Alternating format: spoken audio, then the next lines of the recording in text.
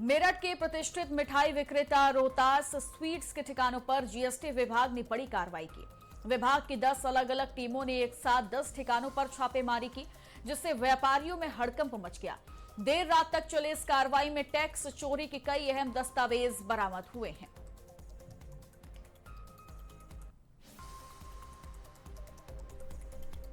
शंकराचार्य स्वामी अविमुक्तेश्वरानंद पर लगे यौन शोषण के आरोपों के बाद संत समाज में गहरा आक्रोश है। जगत गुरु रामभद्राचार्य के शिष्य आशुतोष ब्रह्मचारी द्वारा लगाए गए इन आरोपों को संत समाज ने पूरी तरह निराधार और निंदनीय बताया है।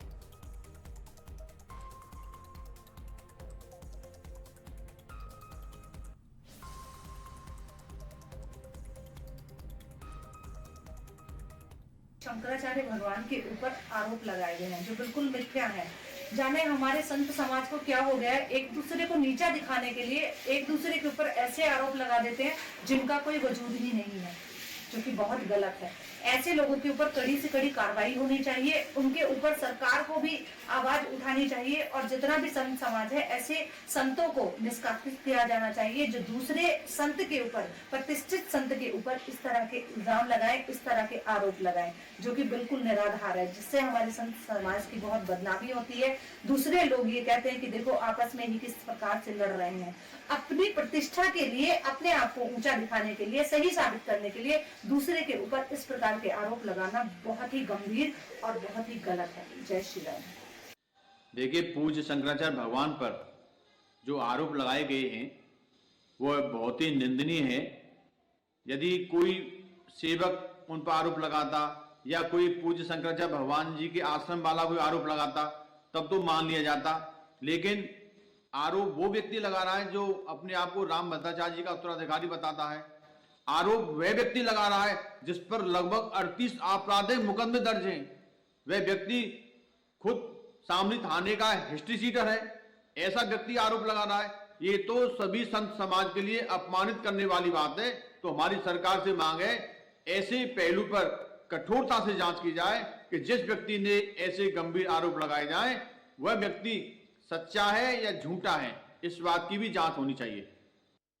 सनातनियों की बात कहा जाए, जहां पे शंकराचार्य को ही लेकर यौन शोषण मामले में लोगों ने झूठा कलंक लगा दिया, तो फिर छोटे मंडलेश्वर संत महंत ब्राह्मणों के लिए तो बड़ी गतिविधि उल्टी हो जाएगी।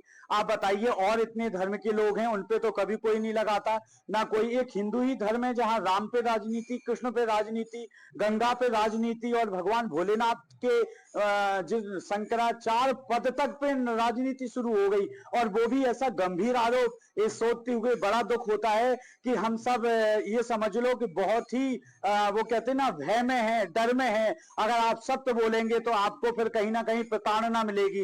भैया, मैं ऐसे जो ऐसा कलंक लगा रहे हैं और ऐसा सोच रहे हैं तो ये समझो कि संत महंत साधु संत और जो भी हिंदू हैं वो सबको बांटने की बात है। देखिए, भगवान शंकराचार्य जी पर जो अपराध लगाया गया है, यह संत समाज के लिए घोर निंदनीय अपराध लगाया गया है। यदि यह अपराध भगवान शंकराचार्य जी का कोई शिष्य अथवा उनके आश्रम का कोई व्यक्ति लगाता तो एक बार मान्य होता। भगवान शंकराचार्य पर यह अपराध लगा कौन रहा है, जिसके ऊपर स्वयं कम से कम 38 मुकदमे दर्ज हैं और जो स्वयं इस समय शामली थाने का हिस्ट्री शीटर है, वह भगवान शंकराचार्य पर ऐसा घोर निंदनीय अपराध लगा रहा है। तो हमारी सरकार से मांग है कि सरकार इस विषय पर गूढ़ता से